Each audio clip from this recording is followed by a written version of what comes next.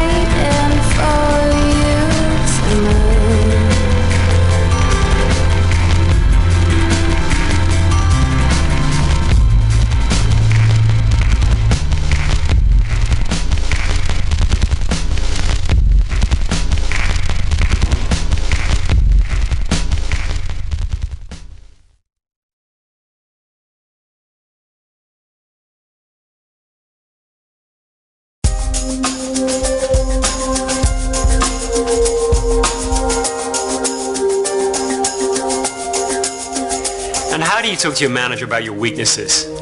I mean, in most working places that I've been into, you're not supposed to have any weaknesses. By the time you get to any level of responsibility at all, you're supposed to be well nigh perfect. I mean, imagine walking into your manager's office and going, I don't have a strategic bone in my body. No, just strategy, surgically removed at birth for me. I can ask lots of what-if questions, I just don't have any answers. Or how about walking in and going, no, I'm just not a visionary. Can't see anything beyond around what's the next corner. Sorry, functionally blind beyond that area. I mean, who says that? Who says that? It sounds like you're like a First World War soldier going up to your captain and saying, I'm not really a go up over the trench kind of a soldier. I'm more of a stay at home, clean up the trench. You guys go up over the trench, I'll come back, it'll be spotless. I mean, come on. Who says that these days? And yet you've got to have the conversations. You've got to be able to talk to your manager about what weakens you. If for no other reason, then he or she's got to figure out how to cast you in the right roles. If you're going to manage around your weaknesses, you've got to talk to someone about it. You've got to talk to your manager about it. How do you do that? Well, here are two suggestions. First, don't say, this is a weakness of mine. Say, this is where my productivity is going to be lowest. In this area here, or with this activity here, you're going to see less persistence from me, less creativity from me, less resilience from me. I'm not saying that to whinge, I'm just saying that to tell you. Second, have a couple of things that you think that you can do about it. If you're weakened by long meetings, say, and I figured out, here's a really nifty way to shorten this meeting up, what do you think? If you're weakened by doing the PowerPoint presentations and you're drained by it, have a solution or a suggestion as to who might come in and do that with you, or something, some action that can be taken so that you don't come across as someone walking in and whining all over your manager as though he or she should jump to it and try and make your world perfect. Your manager's job isn't to make your world perfect. Your manager's job is to drive performance with you. But to do that, they will need to have you take the responsibility for coming in and saying, hey, in these activities over here, these are where I am least productive, least effective, least creative. So long as you can phrase it that way, and so long as you can come up with a couple of things you think you can do right now to mitigate it, that's going to be a much more productive conversation. Try it.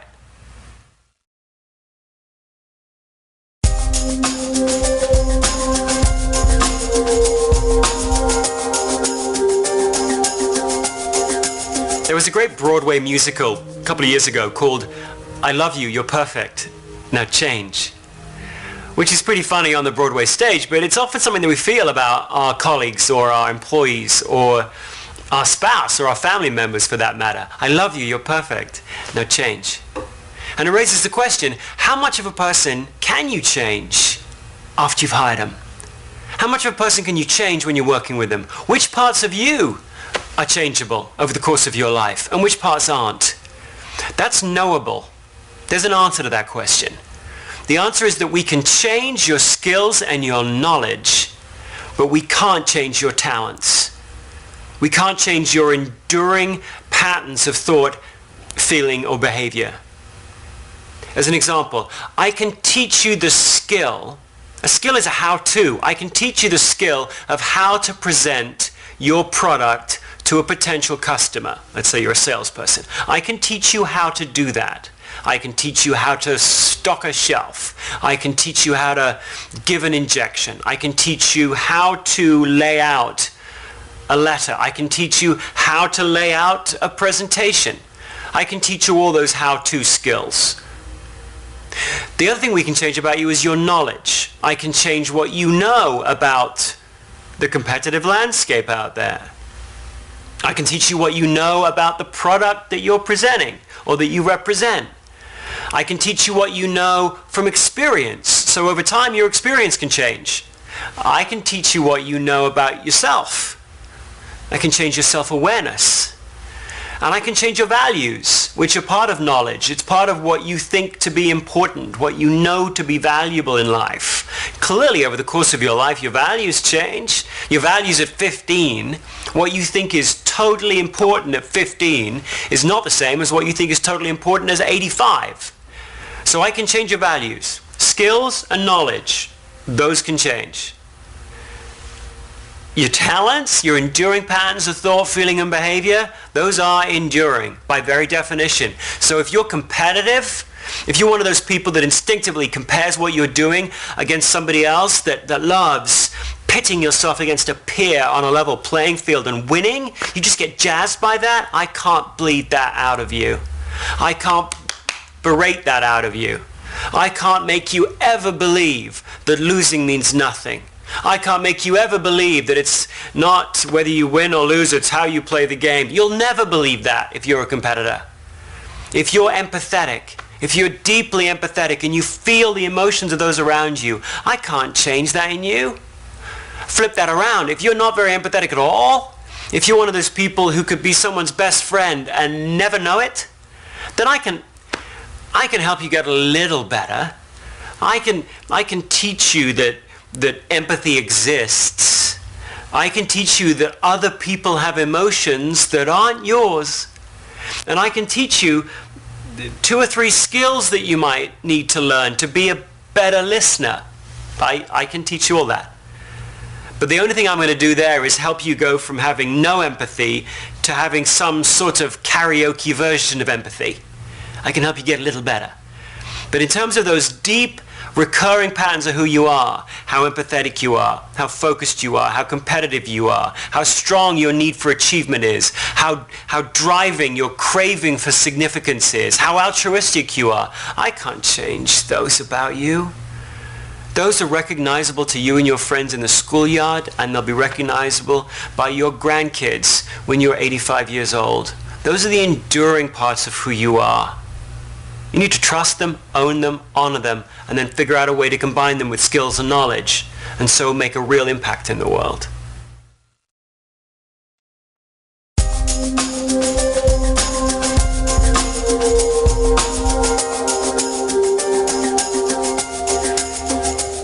People often ask, where do passions fit into strengths?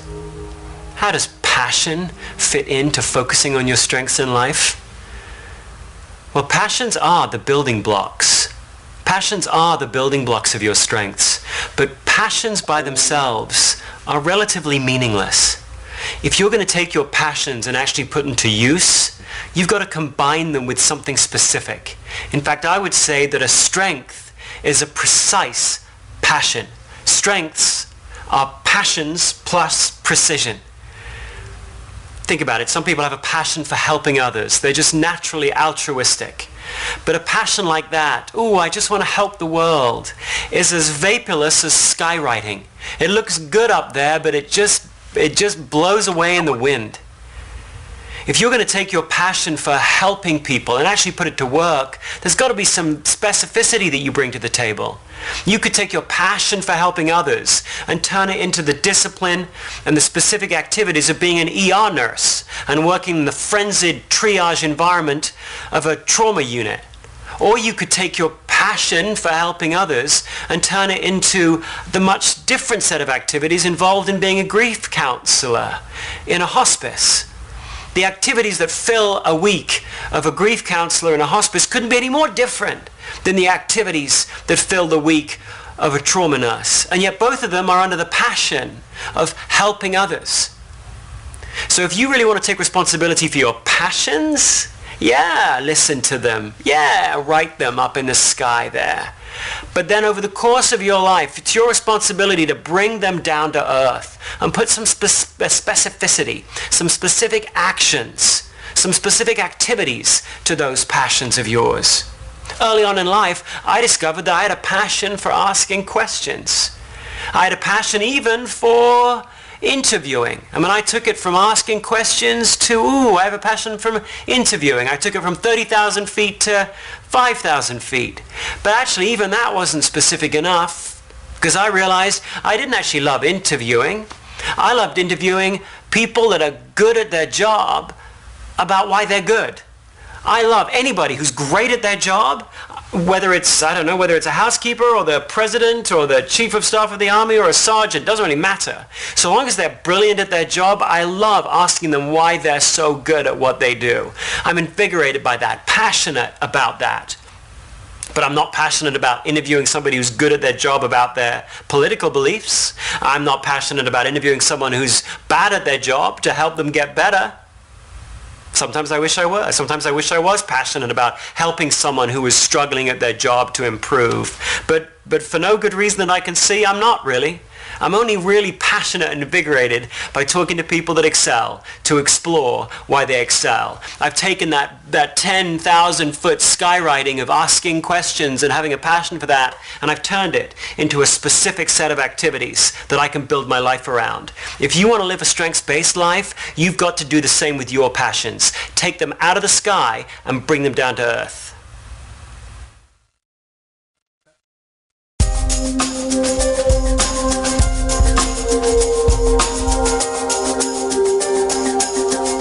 I once worked with this guy that just bugged me. I didn't want him to bug me. I wanted to like him, but he just bugged me. Let's call him one-upmanship guy, because he was that guy who always had to have one thing better than you. If you had an idea, he'd have one better. If you had some client success, his success would be just that much bigger. He was the guy where if you said you'd climb Mount Everest, he said he'd climb to the moon. He was that guy, just always one thing better than you. And I wanted to like him, but I would look at him and I would go, I mean, I wouldn't say this out loud, but I would think to myself, you deplete me. You deplete me.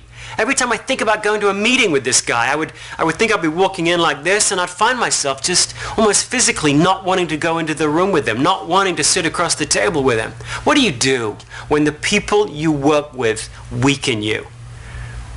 Well, here are 4 strategies you might want to think of. First, stop being around them. I know, sometimes you can't avoid them, but you can probably do something to avoid being around them. And sometimes a legitimate strategy to use for a bad relationship is to get out of it. So can you, first of all, stop being in situations where you're in close proximity with that person? Second, can you team up with someone that softens his rough edges? With this chap, with one-upmanship chap, there was a third person who we often used to work around who was really inquisitive.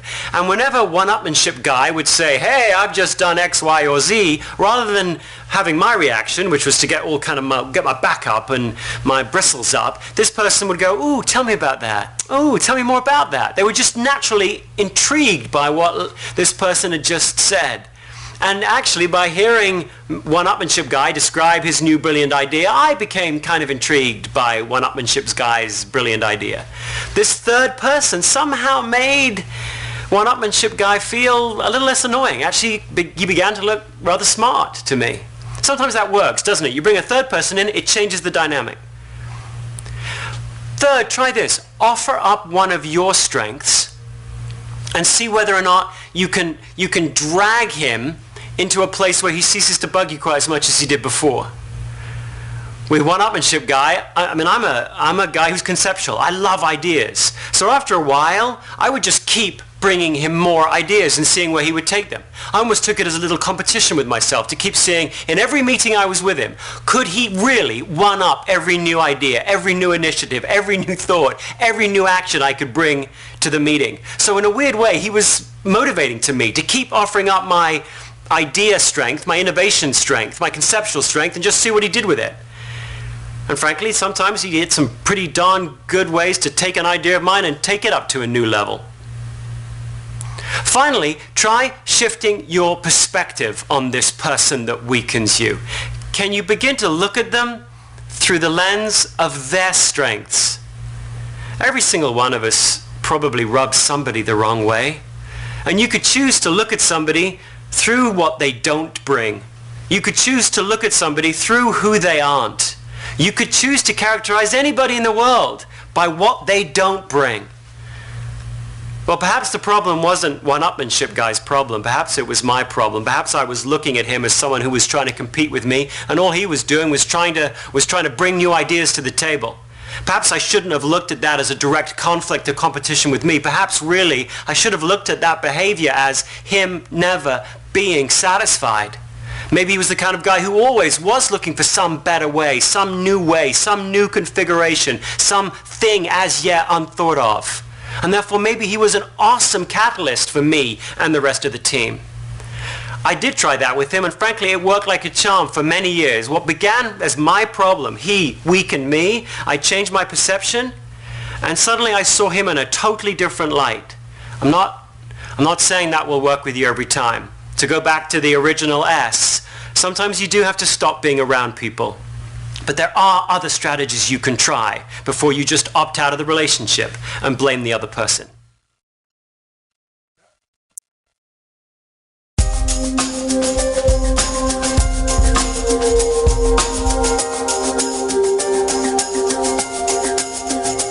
It's hard to talk about your strengths with your manager, isn't it? Because half the time it sounds like you're boasting.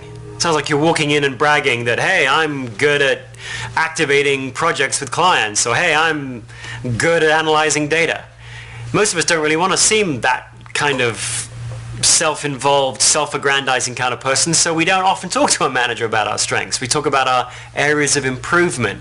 But you should be talking to your manager about your strengths. You should be volunteering your strengths. And so you need to find a simple way to do that that doesn't make you look like a braggart. Here's the best way to do it. Frame it as, here's a couple of things that I can do, a couple of tangible things that I can do to help us reach our objective. Tie your strength, what strengthens you, to the activity and then to the goal that you all have as a team. The more clearly you can make that link, that what you're saying is, how can I make a bigger contribution to driving this goal? That's what the manager wants to hear. The manager wants to hear that you've got more to offer, that you've got more to bring. The manager wants to hear, where are your shoulders going to be broadest? Where will you be most resilient? Well, you have the answer to that. The manager doesn't. You have the specific answer to that. So if you can frame it as, here are some specific things that I can do to drive this goal, that manager of yours is going to be much more ready to accept it and much more ready to take action on it.